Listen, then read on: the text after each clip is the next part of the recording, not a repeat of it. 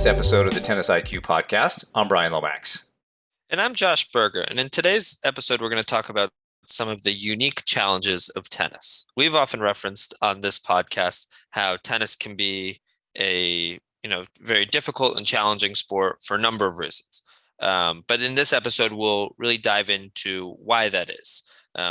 Many tennis players have had the experience of noticing, the challenges of the sport, whether it be some of the mental demands, as well as some of the physical demands and the impact that can have on the mental side of the game. And I think a good place to start with this discussion would be with the scoring system, because as we've discussed in the past, this scoring system is a system of instant feedback, where after every point, you either win or you've lost that previous point.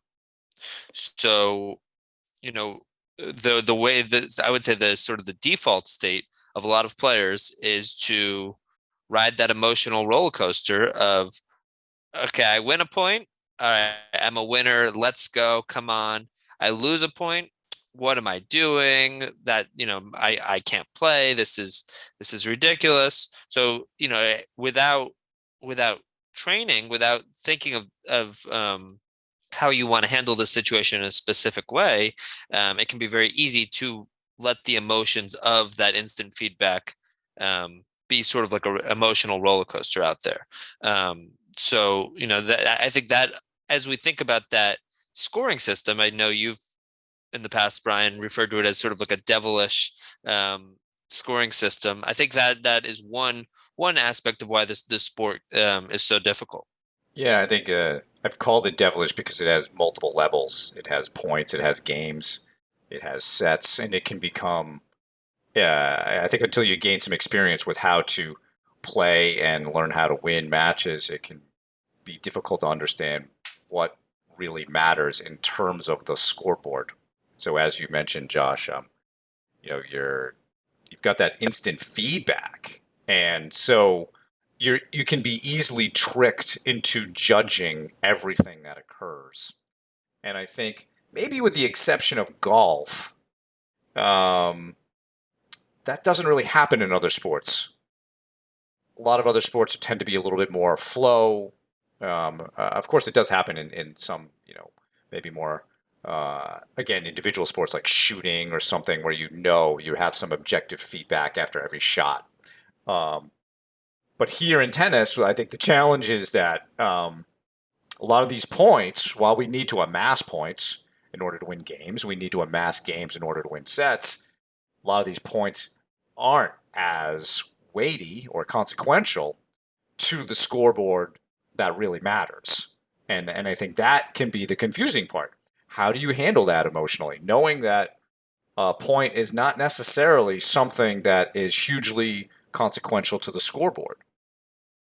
Um, so, for example, if we're playing a match and you win the first point of the match, you're up 15 love. Have you really won anything of significance? No, and I haven't really lost anything of significance. The only thing that's changed is the probability of who might win this game. And I think that's a difficult concept. I think a lot of sports don't have it because they don't have that level of scoring. And so it requires a lot of emotional control. It really requires knowing what's actually important in the moment, and what you need to do. So I do feel like that is a definitely a difficult challenge for players that we don't see in other sports. A sport like American football, yes, you have a play and play stops similar to tennis, but not every person is being evaluated in an objective way on every single play. And that's what's different about tennis. There is this notion of, okay, I lost the point or I won the point, and how to deal with that. So I do think that is I believe that is why it is devilish in a way, because it is tricking you into focusing on something that perhaps isn't as important as you think it is. Yeah, I think that's really important. That if we can take a step back and once you're not in the heat of the moment of the match and of losing that point that just happened. If you can take a step back, it's a lot easier to realize that each individual point or even each individual game doesn't have the significance that you think it does in that moment. So I think that's a great point. Um, so if we're sort of thinking this in terms of different reasons why that to me that's a big one. That's maybe the first one. Um, I think another big reason is how tennis is a sport that definitely can invite comparison to other players. I think this can be for a number of reasons, but it's a sport of rankings and ratings, which certainly invites comparison. After each match or each tournament, your ranking or rating generally goes up or down. Um, and it's easy to look around to your peers, people your age, people on your team, perhaps, people that you're training with, and compare. It's one number compared to another number. And that might happen from the individual. If it's a junior tennis, it can certainly happen from parents. Coaches can certainly play a role here. But as we've talked about in terms of some of the dangers or threats of too much comparison, and how that thinking too much about expectations and outcomes can end up putting a lot of pressure on an athlete. That aspect is another aspect that contributes to the difficulty of the sport. Seeing it can also have to do with seeing what other players are doing in terms of their training, right? Are they working on a certain shot that maybe you haven't mastered yet? Are they training at a certain academy or with a certain coach? So I think there's a lot of factors there, but it can be very. I think tennis is a sport where it can be very easy to have those types of comparisons. For sure. I mean, and let's face it, a match is against, one on one, two people, or a doubles match, two on two. So there's naturally going to be a comparison just in the matchups. And so some people might be saying, well, what's the danger of that? Um, and when we're comparing ourselves to others, I guess there are a couple things I think about. One, are we, in terms of who we're comparing ourselves to, um, is that the proper bar to set? Meaning, do I just want to be better than so and so, or do I want to become the best I can be? And maybe whoever you're thinking about comparing yourself to, maybe that's not the highest standard you could reach. Or I think we also know this, Josh. Sometimes we, as human beings, compare ourselves to people who are far beyond where we are, and it's just in order to kind of make ourselves feel bad about where we are. Um, but I think the answer to that is, can you focus more on comparing yourself to you? Say, are you better than you were 3 months ago? Are you better than you were 6 months ago? And just because so and so is working with a coach or at a particular academy, they've lived a completely different life than you. They've made different choices. They have a different genetic background than you. Um, while there might be some good information in understanding how your peers are doing things, you have to figure out what is best for you. So ultimately, I think the comparison piece it's a difficult thing to deal with, especially um, in the junior area. And I think with respect to something like UTR and the college recruitment process, it's real and it's tough. It's hard to say, oh, just don't worry about that. But we both know as college, former college coaches, that that's one of the first things a college coach will look at.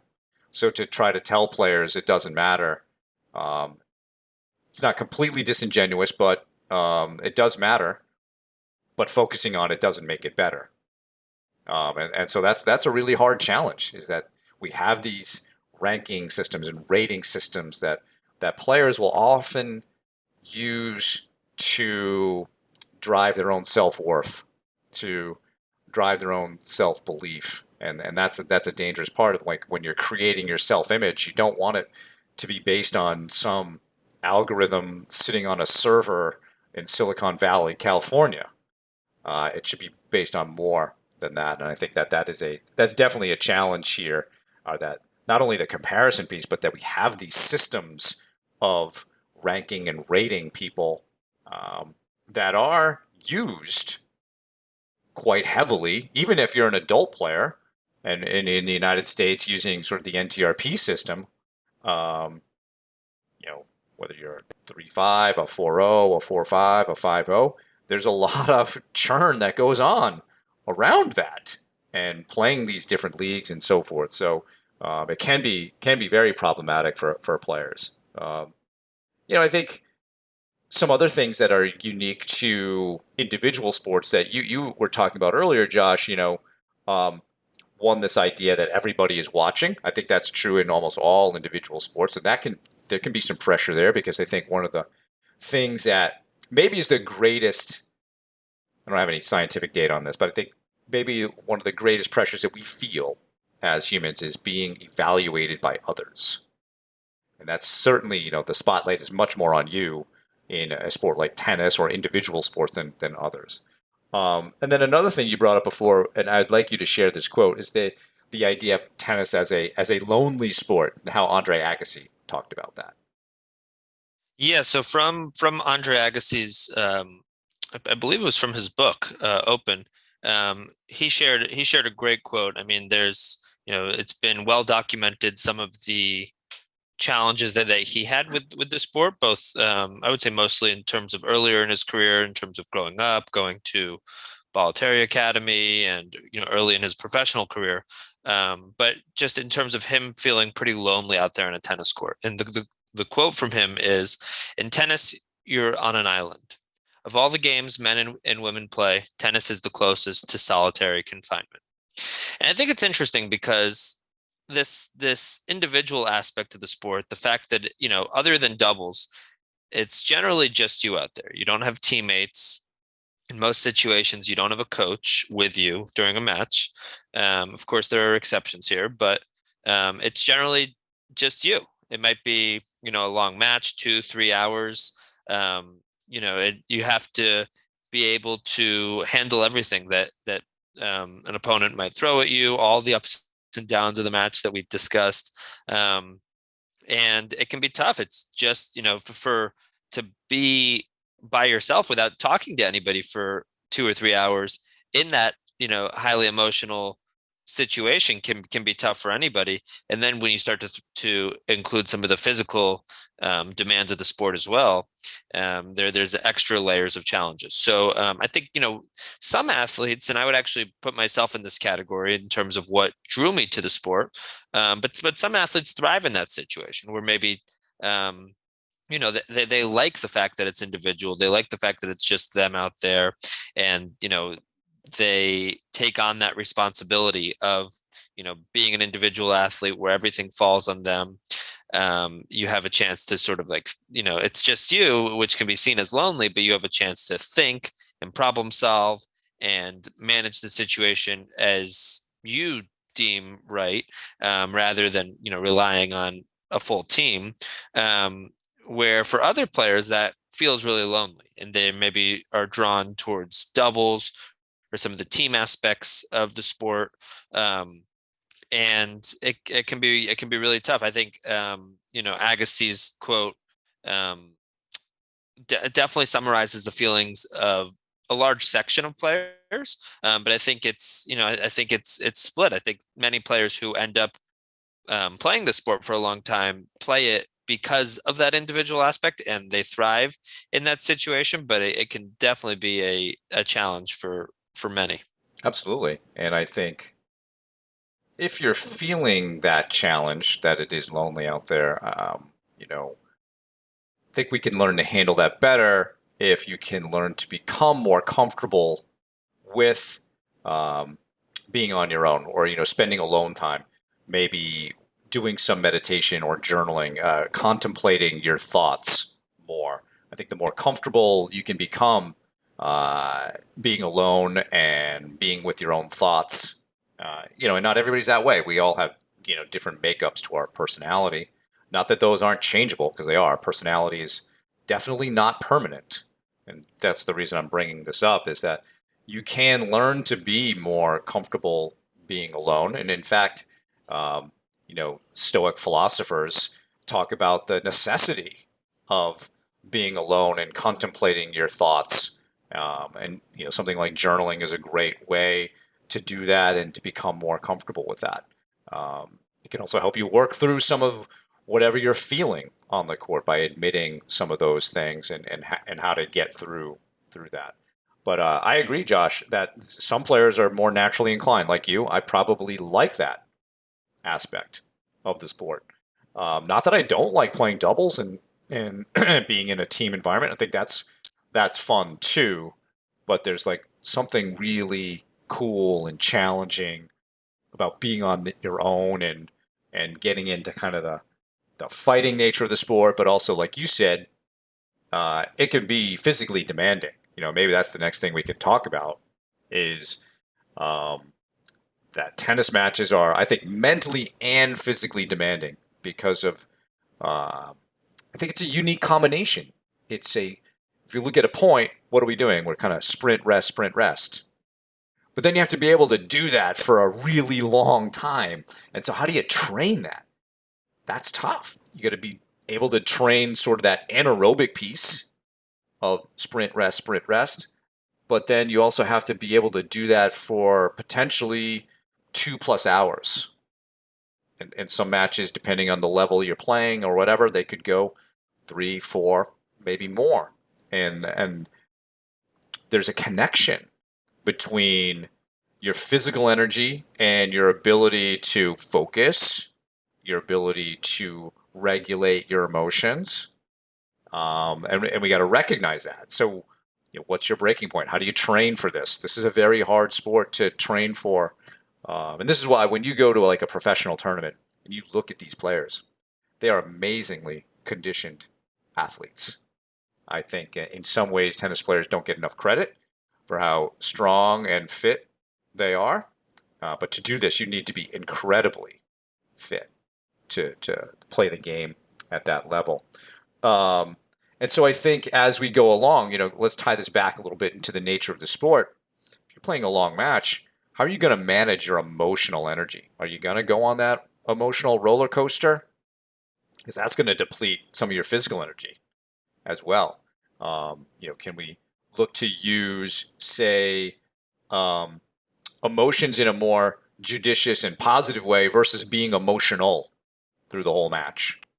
That might be a slight kind of wordplay in English there, but I think we can choose to show emotion in certain instances versus being emotional and judgmental about everything that happens. That's a very exhausting way to do it. And the famous basketball coach John Wooden talks about how emotionalism leads to inconsistency in performance, right? Because you're up and down, you're judgmental, and so forth. And I think that's part of the challenge with being out there on your own. You're not getting any counsel from people. You've got to manage that whole thing. And how do you learn to manage these mental and physical energy demands over the course of a potentially long match? It's tough. It is definitely tough. I mean, if you've been out there in its third set, and you've been out there for 2.5 hours, especially out, maybe you're playing outside, it's the hot sun, and you're drained. Are you going to be at your best mentally during that time? Maybe. I think I would say you have a higher likelihood of that if you've gone through the process of specifically training your mind for that situation, not just expecting for your physical skills to take over in that scenario. But when it comes to that situation, how are your decision making skills late in a third set? How are you doing at handling pressure in that moment? How is your self talk, right? How are some of these different um, these different mental skills that we've talked, we talk about a lot. How are they, and how are they affected by, number one, by the moment, right? Late in the third set is going to be higher pressure, but also based on how physically exhausted you may be. And you mentioned, how fit, especially at the highest levels of the game, these athletes really are. And I think a big reason for that, and maybe we could have touched on this with the individual aspect, is especially at those high levels of the game, any weakness will be exploited. If you're not quick enough to cover the court, that will be exploited. If you don't have the endurance to last in a long match, once you get in that third set, that will be exploited, and that will, we talk about comparisons. Players talk. Players know each other. Oftentimes if you're playing somebody, either you've played them before or one of your peers has. So, players build up a reputation for better or worse. So if there are certain holes in your game, mental or physical, that will be known and potentially exploited by opponents. So and as we think more about the physical demands of the game, yeah, I mean, thinking about that connection between our physical and mental energy, and being able to sort of manage that, and managing our energy, especially in a third set or even late in a second set. I think using that time that we have in between points, using that time we have in between changeovers, maybe even in between sets, in a way that we've planned out. Are we using some breathing? Are we, if we're feeling tight, are we shaking out our arms, shaking out our legs in terms of, trying to release some of that physical tension? And maybe thinking about how we can conserve some of our energy at certain key moments. I think there's a difference between, sometimes you see a player will just give up a game, where maybe they're, certainly not something that is to be recommended, but maybe there are certain points to expend a little bit more energy or a little bit less, depending on the match situation. If you have a really important whole, service game coming up in the next game, and it's 40 love on the opponent's serve, maybe that's not where you decide to expend all of your energy in that moment, which I think we actually saw from Nadal in the Australian Open final. So the physical demands definitely contribute to some of the challenges, and that connection between the mental and physical, I think, has a lot to do with how challenging this sport can really be. Yeah, and I think when you're out there, you're hitting on a good point, Josh. Energy management really becomes a key thing to focus on. Um, Jim Lair and Tony Schwartz talk about that in their book, The Power of Full Engagement, really more from an energy management way of constructing your day, etc. But yeah, some of your decisions on the tennis court probably should be looked at through the lens of managing your energy. Yes, we saw Nadal do that. He definitely was managing his energy when he would let certain balls go. Um, do we recommend, say, throwing the last couple of games of a set to get to the next one? No, not always, but yeah, maybe. It really depends. What is your energy level? I know I have, uh,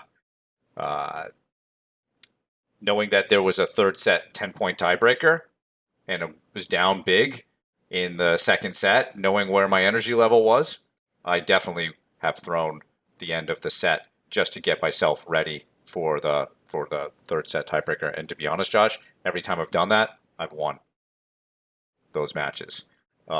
So again, not necessarily recommended, but it depends on the circumstances of those things. Um, Great point about exploiting the weaknesses here. We've talked about from the fighter's mind how fatigue is the enemy of the will to win. So fatigue, with more fatigue, your will to win naturally goes down. Now, of course, we can train ourselves not to do that. But that's when we talk about you trying to break your opponent mentally, making the match physical, getting them fatigued is a great path toward breaking your opponent mentally.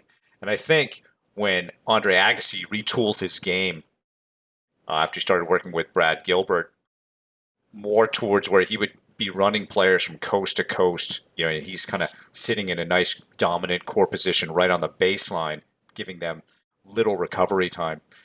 He saw guys getting gassed, and when they get gassed, then they're not able to put up that mental fight. So he'd be winning matches, 3-1, 3-2. Things would get easier maybe after the first few games. So depending on what your strengths are, making a match physical can be a really great way to finding that, because everybody has a breaking point from a physical mental perspective. And I think if we now turn it back to ourselves, right, how do we train around that? We have to train ourselves that our breaking point won't occur, say, in the timeline of a match. But that's what kind of good physical and mental shape we're in, is that we've pushed it, say, beyond where we would even get to in a match. So that's the kind of conditioning one needs to try to aspire to get to, is that I won't break in, 3 hours. Maybe I'll break at hour 5, given my conditioning, or 6 or whatever. And this becomes really important for players who are playing, events where there might be 2 matches in a day. Can you be in such great shape that your physical and mental breaking point won't occur in that time span? That's a challenge for our training, is understanding that we all have a breaking point. Can I continue to push it out so I don't reach that? Um, and it feels great when you get there to a place where, hey, I just played a really long match and I was able to keep my energy at a decent level, and I was able to keep my wits about me and keep my desire to win high. So I think that that's something that we can do to respond to the mental and physical demands of the sport. Definitely. And in one of our recent episodes, we talked about that level 3 of tennis IQ, keeping the opponent's side of the court in mind. And I think what you're saying has a lot to do with that. But sort of the other side of this, knowing that everybody has their breaking points, so does your opponent. And remembering that in the third set, your opponent is probably physically exhausted as well. And what can you do to contribute to that, or to potentially exploit that? Maybe it's making one extra shot. You're behind in the point. Let's just get one extra ball in play. Maybe you end up winning the point, but maybe you don't, and that contributes to your opponent getting a little bit more tired. Or maybe it's, trying out new tactics in that moment, knowing that your opponent is probably physically and mentally exhausted. So I think, having an understanding and a knowledge of this make it easier to exploit and understand the opponent's side of the court. And I think that could bring us now to another challenge of the sport. Is we've often referred to it as a combat sport. It's a fighting sport, but most players don't necessarily bring that approach. And I know we covered this in our discussions of level 3 and other times that we've talked about tennis IQ. Is that what do most players do? They see it more as a technical contest, a skill-based contest. It's more about them, and that would be more of a level 2 aspect of tennis IQ. But yet, this is a fight. And I think the fact that we're not physically engaged with the opponent, we're not coming off the court with bruises and cuts and broken bones, actually is what makes it mentally challenging. Yeah, because if we were in a fight and let's say we acted like you're perhaps normal tennis player and you threw a punch and you missed, you don't have the time to chastise yourself for like being the worst fighter in the world because you missed a punch. You'll end up on the ground knocked out. And, so in boxing, not that boxing isn't mentally challenging, or fighting, it certainly is, and there's definite issues around the fear of being hurt that we don't necessarily have in tennis. But the fact that they're physically engaged constantly means that the feedback they're getting is really all about the fight, and you have to stay engaged with it. If we can, as tennis players, learn from that, learn the intensity of what it is required to fight a fight, to fight an opponent, as opposed to fighting ourselves and thinking that this is about perfection and technical aspects of the sport, then I think we can handle that better. But I think a lot of players need to learn that this is a fight. That's why I've often recommended on our episodes taking a look at the book The Fighter's Mind and understanding how do people in fighting disciplines approach what they do. And as you read that book, try to take away, all right, how could I apply some of these lessons to the tennis court? one of the biggest ones I learned through that book, Josh, was just the level of intensity, like to bring a fighting intensity to the contest. It's also, you'll see in at least two of the chapters, the notion of breaking the opponent mentally being the primary goal. Um, and the more that you understand that, the more that you can try to do that intentionally, the more things will change for you. But I do think that's kind of a, because we're not physically engaged, Josh. I feel like that's part of the fighting nature of the sport that can be hard for players to grasp. Definitely. I would say most players probably don't necessarily think of the sport in that way. I think many players think of the sport as sort of something very technical, which in a certain way it is, right? We Yeah. we talk about how it is a technical sport, especially if we compare it to some other sports where people can rely on their athleticism a bit more. Tennis is definitely more technical, and because you have to, learn at least to a certain extent the proper technique to hit various shots to play at a high level. Um, However, when you're out there, who wins on a given day is generally not a competition of whose technique is better or whose strokes look better. Um, I think a great example of this is Daniil Medvedev, where he hits some really awkward looking shots, some shots that most tennis coaches would maybe scratch their head at times in terms of, it not necessarily looking textbook, it not even necessarily looking pretty at times, looking, quite unorthodox. However, he's the type of player who's gotten to the top of the game for other reasons. And I think, oftentimes when players evaluate their performances, it comes down in their mind, it may come down to their strokes and just their strokes. Okay, this shot wasn't working for me. Um, However, when you remember that tennis is a combat sport, it's simply a matchup between you and your opponent on the other side of the net. It doesn't need to be pretty. You can win ugly, as as we've talked about with Brad Gilbert. You can certainly win ugly. You can certainly change things up. You just have to be a little better than the guy, the person on the other side of the net from you. It doesn't, you don't have to be perfect. We also have talked about how, statistically, even the best players in the world are losing almost 50% of their points on a given year. So you're going to win points, you're going to lose points. You just have to be a bit better than that person on the other side of the net from you. So I think keeping that in mind is important. That you don't have to be perfect. Your strokes don't have to be textbook or exactly where you want them to be in order to win the match, in order to beat that guy, that person on the other side of the net from you. You just have to be a bit better than them. And if you haven't listened to our episode about playing level 3 of tennis IQ, I think this really factors directly into that. So that would be a great episode to get more on how to do this.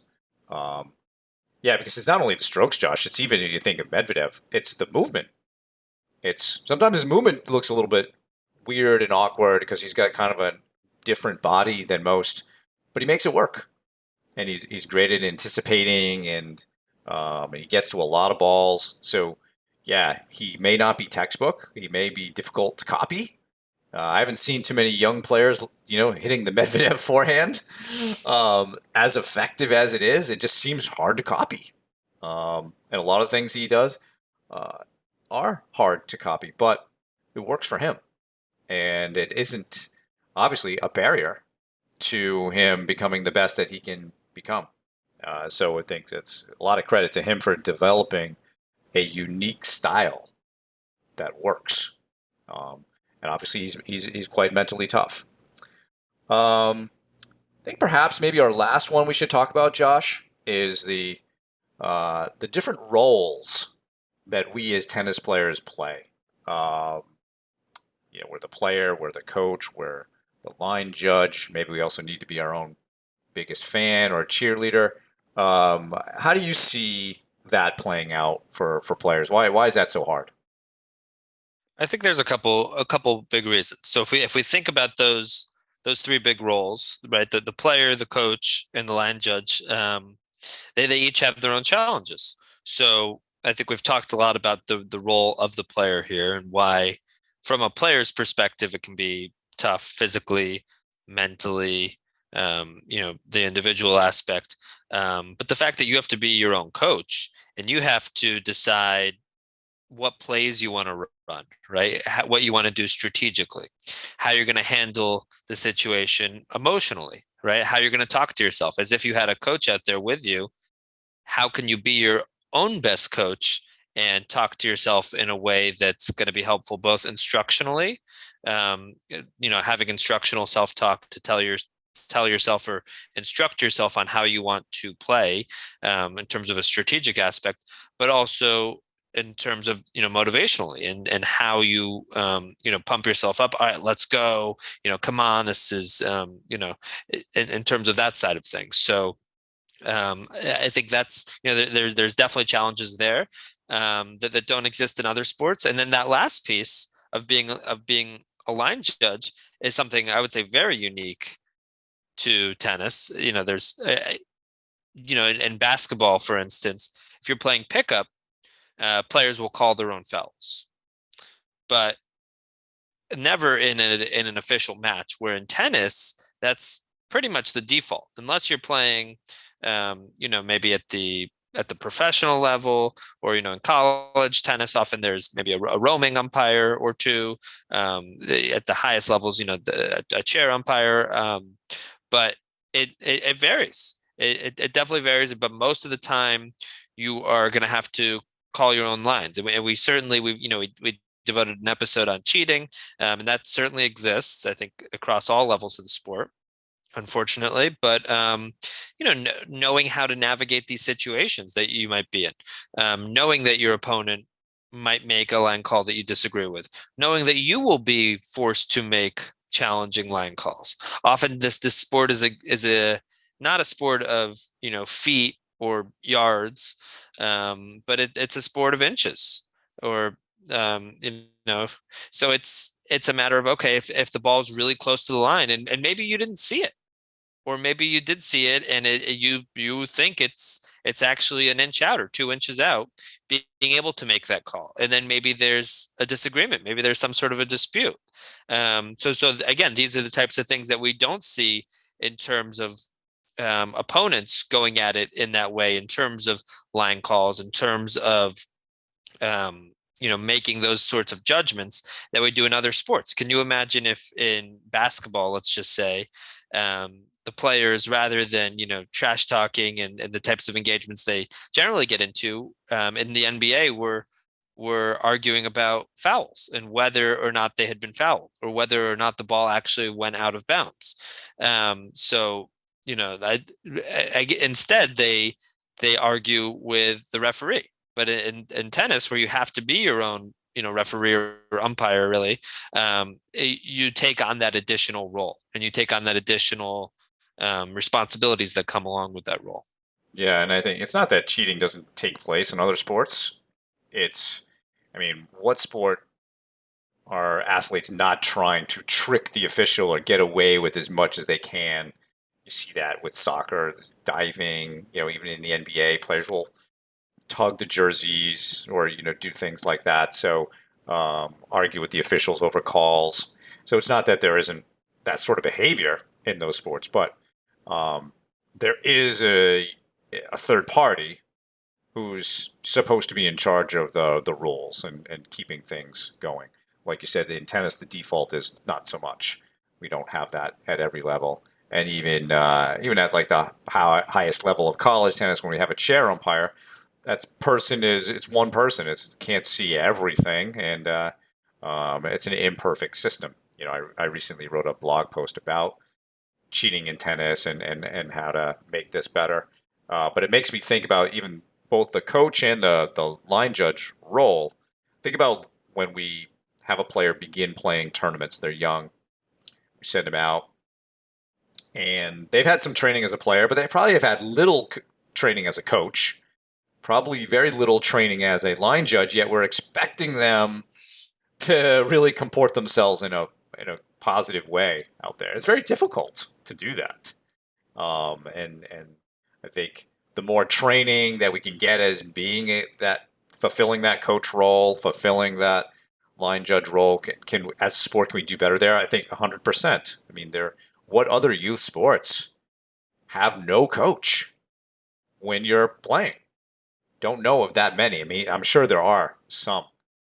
Even things like figure skating or equestrian sports, gymnastics. Obviously, during the performance, the coaches are not saying anything, or the trainers aren't saying anything. But that's a very finite amount of time. But in sports where it goes over the course of potentially hours, the coaches are involved. They're talking, and I think that there would be some benefit to that in tennis. Of how we do that logistically is obviously hard. Probably comes down to money and so forth, and that's probably a big reason why we don't have it. But something could be figured out there, I'm sure. I think with the coaching piece, another aspect, Josh, you had brought up prior to our recording was tennis is a sport where you can't call a timeout. Can't say it's 3-all, 30-all. Yeah, I need to talk to my coach. Let's call a timeout so we can figure out what to do here. It would be great if you had that level of coaching. So this is an aspect of developing that coaching part of you to know what to do at say 3-all, 30-all, big moment here. Maybe a mini timeout is taking a little extra time going through your yellow light routine between points, something like that. Our changeovers, they're kind of mini timeouts. Could you take a bathroom break? Yeah, that's probably our only kind of unofficial timeout. But in general, we don't have that. And so that's another aspect of why we as players need to develop that coaching aspect of our play so that we know how to handle that piece. So that I do think is unique, Josh, in that we are at least those three roles out there: the player, the coach, the line judge. Maybe, the biggest fan. That might be part of the motivational voice. Might be from somebody just cheering you on, and you can do it. I believe in you. That type of thing. But I think it's really that is a challenging thing that not everybody's necessarily aware of. I would say most players probably aren't aware of those roles, and I would add in that most coaches, don't necessarily think to train players at all three roles. Right. Right. I think one of the aspects that a coach can certainly help players with is trying to be more self-reliant when they're out there, knowing that it's an individual sport, knowing that you have these roles. And one way to do this is by doing more match play. We've talked a lot about the benefits of playing more match play, playing more matches. And one of the benefits is that you learn pretty quickly how important these different roles are. I mean, I don't think any player has ever any player has ever gone through junior tennis without having certain disputes on line calls. And it happens at other levels of the game too, but not as often or as frequently as in junior tennis, I would say. Um, and so whether you like it or not, you have to develop that role as as the line judge, and have to at times be involved in those disputes where you make a call that somebody disagrees with, and they call you out on it, and you go through that engagement at that time. And maybe the individual is more shy, not as confrontational. And I've actually seen that manifest in terms of somebody, not wanting to make those close calls, or giving the close call to their opponent in order to avoid the conflict, which is certainly not what we want to be doing in terms of being the best competitor that we can be.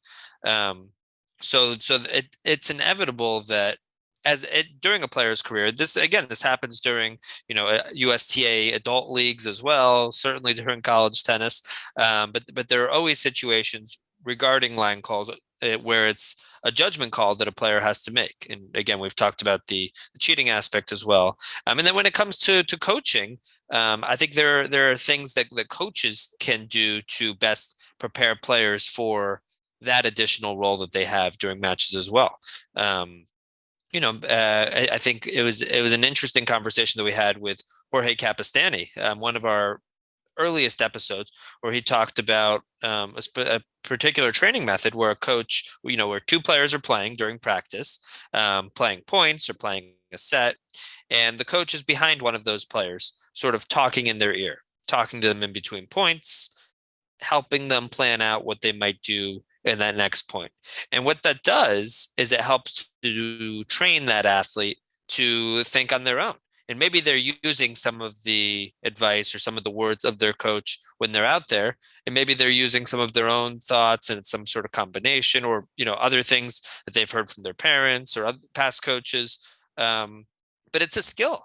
It's a skill that needs to be built in terms of being a great coach to yourself, in terms of how you talk to yourself, in terms of how you run plays and on the strategic side, in terms of handling high pressure situations, knowing when to use certain mental tools like breathing, like slowing things down, using that yellow light routine or even a red light routine. If it's love 40 or you've just double faulted twice, and or your game's suddenly more erratic than you'd like. So I think learning those skills takes time. First of all, the player's not going to have that the first tournament they enter. But I think the coach can do a lot to help instill that, whether that be during practice, whether that be during match reflection, going over a match, thinking about, what went well, what didn't go so well, how would we handle certain situations differently if we could, the next time that you're in them. So the coach definitely plays a role in helping the player understand those different roles that they have as the player, as the coach, as the line judge, and to gain experience and to improve at being the best possible at each of those roles. When we talked to Jorge Capistani about that, I liked how he phrased it in terms of what he says to the players. Like, essentially, I'm going to be your brain out here. And so he's dictating the plays, what's happening, helping the player understand the dynamics of the match, all as a way of demonstrating how one can think and analyze and be doing that on the fly. And that takes time to train that, but I really like the approach is, all right, I'm going to be your brain for today to show you how to do this, because it's difficult to learn that. Players can learn that on their own, of course, through experience, lots of matches, etc. But it could also be a head start. And I've done this a few times with players, and it's been really great to get them to call a play or tell them the play. And the focus tends to be better. The purpose of the play tends to be better. I think another way coaches can train the coaching voice or the coaching role is something we learned from Bill Tim, which was, he has this corrective methodology for how to fix all of your unforced errors. And so when he's working with players, he has essentially like a whiteboard at the back of the court with the methodology and the questions that you go through in that methodology. So just to maybe recap it at a high level, after you make a mistake, you go through a series of questions. The first question is, did you make solid contact with the ball? If the answer is no, then the correction is watch the ball or track the ball better and emphasize your follow through. All right. So if your error then was, all right, yeah, I did make solid contact, but it went in the net. Okay. The correction there is have a stronger intention of hitting your primary target. Your primary target is always over the net. So, all right, now we've made an error, but I made solid contact. It went over the net, but it didn't go in the lines. So it went long, it went wide. So the correction there could be a couple things. It might be more intention of hitting your target, your secondary target. Primary's over, secondary's in the court. Might be your intention of hitting sort of into your comfort zone. And maybe that requires a little bit more spin to drop the ball in. Maybe it requires a little less pace because you went maybe too far on power and you lost your accuracy. And so when players make mistakes in Coach Tim's practice, they have to go through that methodology to understand how to correct their mistakes during the match. in non-technical ways, right? There was nothing really technical about that. And most players, their mistakes are not necessarily due to poor technique. It's just some aspect of focus and intention. And Coach Tim talked to us about the reason for this is it helps reduce the anxiety of knowing why certain things are breaking down in a match. It's actually quite simple. And this gives the player the ability to know how to fix all of the errors that they're making rather than wondering, oh, what's wrong? What do I need to do? What do I need to correct? It's these really three basic, easy things. So the more that you can train your players to go through that methodology, I think it can reduce a lot of that anxiety. And then you're building a really good coach there who's able to see the essentials. Because part of that corrective methodology that I love is what are the priorities of a good shot? That you make solid contact, that it goes over the net, and it goes in the lines. I mean, how simple is that? That's what we're trying to do. Now, of course, you're going to do it at varying levels of power and spin and so forth. But if you can boil it down to those essentials, that's what you need to do, tennis becomes a little less complicated, especially during the fight, where I think we've been emphasizing today and in other episodes, it's not so much about, in a match, the technical skills. It's about you learning this fighting dynamic and also being able to coach your way through. Awesome. No, and I think that's really important. I mean, as with Coach Tim's methodology, what I think it does is it helps a player be more objective about a result as well. Where, okay, I missed the shot. I didn't miss that shot because I'm a bad tennis player or because my forehand is horrible. I missed that shot because you go through that process and or you're aware enough to say, hey, what happened there? Was I too close to the ball? Was it my follow through? Did I not take my racket back early enough? What happened? And identifying what took place or what went wrong rather than taking ownership over it and identifying with it makes a world of difference in terms of how we view the situation and how we respond emotionally to it. Yeah, because I think oftentimes the self-image of a tennis player is often built on our failures, not our successes. And I think this is a key aspect of it is, a mistake is just a mistake. And if you can properly diagnose why it happened, which is the reason for that corrective methodology, you can get to that quickly. It's easier to move on to the next point and understand how to solve that problem. Um, any other points, Josh, we should bring up in terms of unique challenges of the sport of tennis? I think we've covered a lot. I mean, I think we always mention at the end of the episode that we'd love to hear from you.